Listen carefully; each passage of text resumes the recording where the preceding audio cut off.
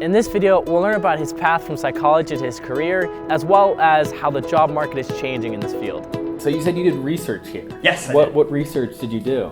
So I worked in Dr. Macbeth's Pearl Lab, and most of the research done there is perceptual psychology. I did research into hearing and sound perception specifically. Wow. So what exactly did you do with that? We were looking into the correlations between the physical sound and then the perceived sound. So how those were related to each other. Did you have any favorite courses while you were here? So I would say it was multiple courses, but the colloquium program as a whole was my favorite thing, I think. Okay.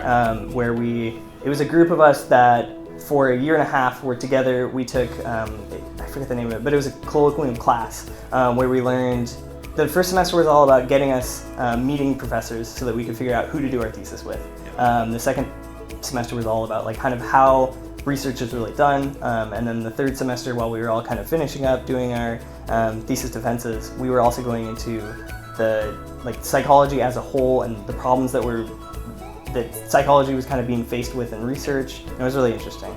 So I know a lot of students want to get into research, but it's difficult to get into research.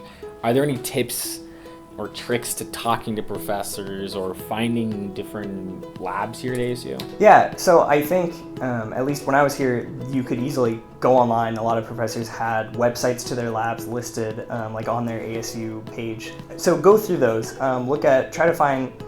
think about parts of psychology that you're interested in, and then check out professors who are doing similar research to that. And then once you've thought about, maybe which person you'd like to work with, definitely look into and see what research they've done so that you understand what they're doing, but then also can talk to them about it. So it's a great way to be able to pull up hey, I loved your paper about this. This is so interesting. What got you doing it?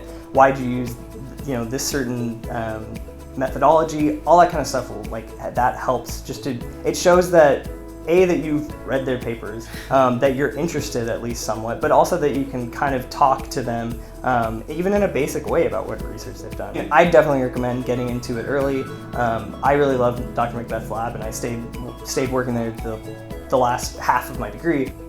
I think it's probably a good thing to jump around labs too, kind of to get a good experience with different advisors, and also see what different research is being done and how it's being done.